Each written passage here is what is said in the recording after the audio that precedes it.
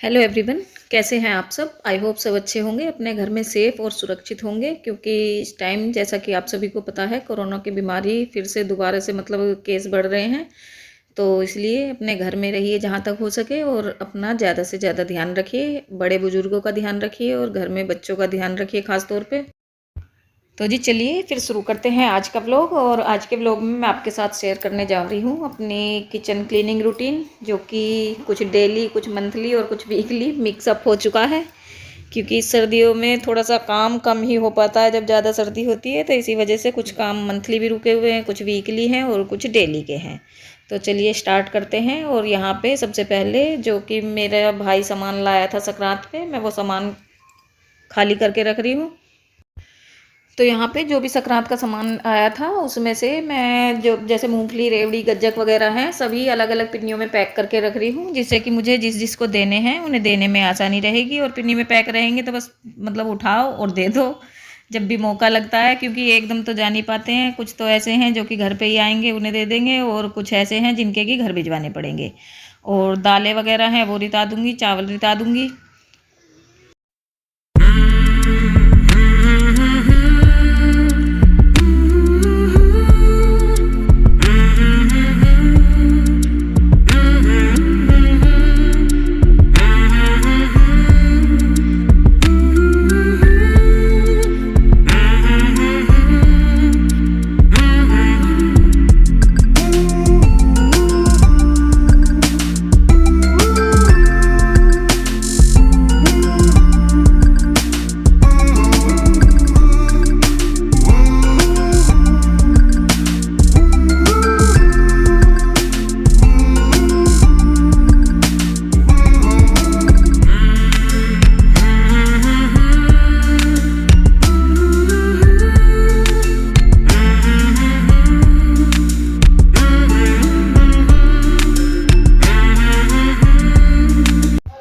तो ये देखिए यहाँ पे सामान वगैरह रिताने के बाद अब मैं लग गई हूँ कुछ डब्बे साफ़ करने। और ये डब्बे वो हैं जो कि गैस के बिल्कुल ऊपर की साइड रखे रहते हैं। तो ये डब्बे सबसे ज़्यादा चिकने होते हैं, क्योंकि गैस पे हम चिकनाई का काम करते हैं। और चाहे कितनी भी चिमनी वगैरह कुछ भी लगी हो किचन में, तो थोड़ी बहुत चिकनाई तो इन पर जमती ही है। तो ये वो डब्बे हैं, उन्हें मैं साफ़ करके रख दूँगी। और बाकी जो डब्बे हैं जो कि कम गंदे हैं और साइड में लगे हुए हैं, वो मैंने गर्म पानी में कपड़ा भिगो के उससे साफ़ कर दिए थे। और गर्म पानी में हल्का सा शैम्पू या सर्फ डाल लीजिए, तो इस तरह से डब्बे बिल्कुल साफ़ हो जाते हैं। और अब मैं जो अंदर के खाने हैं उनमें थोड़ी बहुत धूल मिट्टी है, उन्हें साफ़ कर लूँगी। उसके लिए ले आई हूँ एक ब्रश में, और इस ब्रश से बहुत अच्छी सफाई होती है। तो धूल मिट्टी अगर कितनी भी बारीक से बारीक हो, वो सब साफ़ हो जाती है इस ब्रश से। और साफ़ सफाई के साथ साथ ही मैंने दोपहर के खाने की भी तैयारी शुरू कर दी है। तो खाने में आज दोपहर में बनेंगे दाल चावल और रोटी, जो कि दाल चावल तो बच्चों को इतना पसंद है कि अगर एक दिन ना मिले तो बच्चे बेचैन हो जाते हैं कि दाल चावल को कितने दिन हो गए हैं। तो दाल चढ़ा दी है मैंने और कढ़ाई में चावल चढ़ा दिए हैं।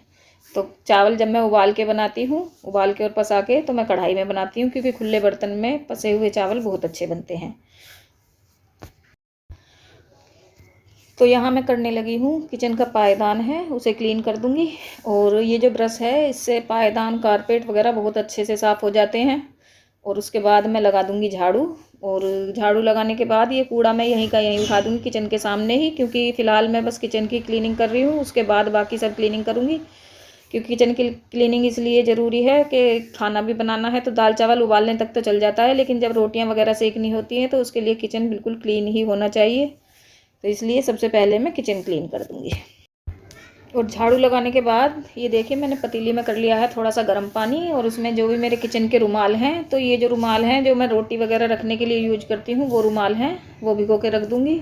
और फिर इन्हें भी मैं साथ के साथ धो के सुखा दूँगी। तो जब तक ये रुमाल फूले थे तब तक मैंने एक दो और काम निपटा लिए, उसकी कोई वीडियो नहीं बनाई। और अब मैं यहाँ धोने लगी हूँ रुमालों को। तो गर्म पानी में ये अच्छे से क्लीन हो जाते हैं, क्योंकि किचन के जो रुमाल हैं थोड़ी बहुत चिकनाई उन पर लगी जाती है। और गर्म पानी में भिगोने से ये बिल्कुल एकदम बहुत ही आसानी से साफ़ हो जाते हैं। और इन रुमालों को धो के सुखा दूँगी, उसके बाद फिर मैं अपना आगे का काम करूँगी।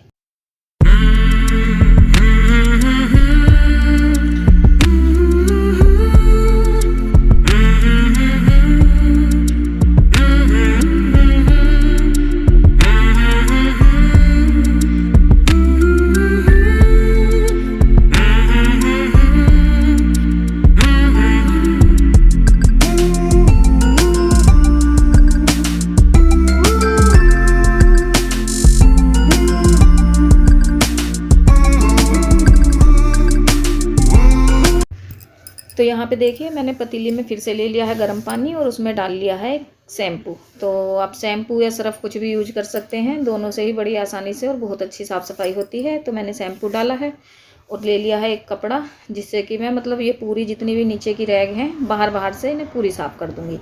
तो बाहर थोड़े बहुत जैसे चिकनाई के या दाग धब्बे थोड़े बहुत लग जाते हैं, थोड़ी धूल मिट्टी भी जम जाती है, वो सब इनसे साफ़ हो जाएगी। और उसके बाद एक और मतलब दूसरे बर्तन में पानी लेके साफ़, और फिर कपड़े को धो के सही से सुखा के और फिर दोबारा से फेर दूँगी, तो जो कि सर्फ या शैम्पू के दाग ना रहें।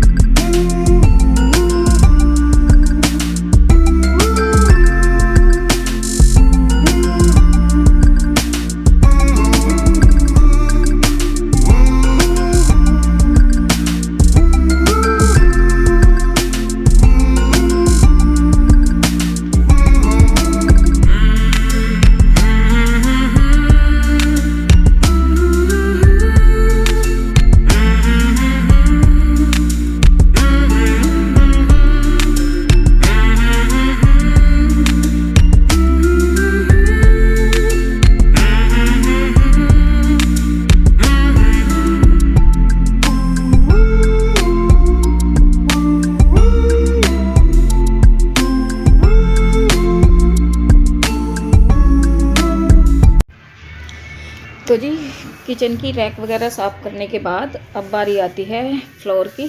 तो अब मैं शुरू करूँगी फ्लोर की क्लीनिंग। तो किचन को मतलब मैं धोती हूँ लगभग 15 दिन में, या कभी कभी जैसे सर्दी में तो महीना भी हो जाता है, तो महीने भर में धो देती हूँ। गर्मी में 15 दिन में, हफ्ते में, जैसा भी टाइम लगता है उसी तरीके से धो देती हूँ। तो आज मुझे किचन की धुलाई ही करनी है। तो इसके लिए मैंने सबसे पहले ले लिया है फ़िनाइल, और फ़िनाइल लेके इसे पूरे फर्श पे डाल दिया है। और उसके बाद एक ब्रश है मेरे पास, इस ब्रश से मैं पूरे फ्लोर पे इसे रगड़ दूंगी। तो जो कि मतलब कुछ एक्स्ट्रा दाग होते हैं जो कि डेली क्लीनिंग में नहीं छूट पाते हैं, तो वो साफ़ हो जाएंगे।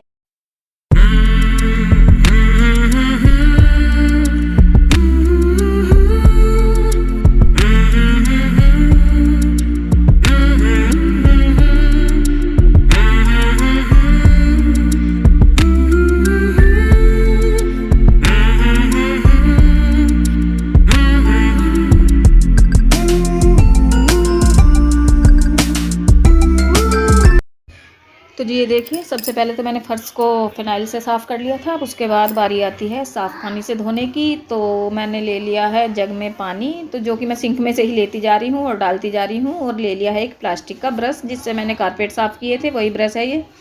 तो इससे फ्लोर पर सफाई भी बहुत अच्छी होती है और बहुत ही काम का ब्रश है ये। और चाहे तो आप इससे मतलब जैसे बेड शीट वगैरह भी झड़ जाती है, लेकिन मैं बेड शीट वगैरह झाड़ने के लिए इसे यूज नहीं करती हूँ, क्योंकि मैं इसे कारपेट वगैरह भी झाड़ती हूँ इसलिए। तो ब्रश लगाने के बाद किचन में अब मैंने ले लिया है वाइपर से मैं ये सारा पानी सिंक के नीचे कर दूंगी। वाइपर लगाने के बाद अब मैं फ़र्श पे लगाऊंगी पोछा, जो कि पहले तो हाथ से लगाऊंगी और उसके बाद फिर मैं मॉप से सफाई मतलब सुखा दूंगी इस फ़र्श को, क्योंकि सुखाना है। और सर्दी में पोछा लगाने के बाद फ़र्श सूखने की बहुत ज़्यादा दिक्कत हो जाती है, और धुलने के बाद तो और भी ज़्यादा। और मुझसे बैठ के पोछा कम लगता है, तो इस वजह से मुझे बैठ के पोछा लगाने में दिक्कत हो रही है। लेकिन फिर भी एक बार लगाऊंगी और इसके बाद मैं जो बाकी मतलब थोड़ा बहुत गीला रहेगा उसे मॉप से सुखा दूंगी, क्योंकि मुझे मॉप से बहुत ज़्यादा आसानी लगती है पोछा लगाना। और मुझे मतलब साफ़ भी लगता है मॉप से लगाया हुआ पोछा। थोड़ी सी मतलब सेफ्टी बरतनी पड़ती है, कोने में हाथ से साफ़ कर दो, और मॉप से बहुत ही अच्छा पोछा लगता है। तो ये देखिए यहाँ ले लिया है मैंने मॉप, और इसे सुखा दूंगी मैं किचन को, क्योंकि मुझे फिर जल्दी से नहाना है और नहाने के बाद फिर खाना बनाना है। तो चलिए फिर इसी के साथ इस वीडियो का भी मैं यहीं पर एंड कर दूंगी। मिलती हूँ आपसे नेक्स्ट व्लॉग में। तब तक आप मेरी वीडियो को देखिए, लाइक कीजिए, शेयर कीजिए, कमेंट कीजिए और मेरे चैनल को सब्सक्राइब कीजिए।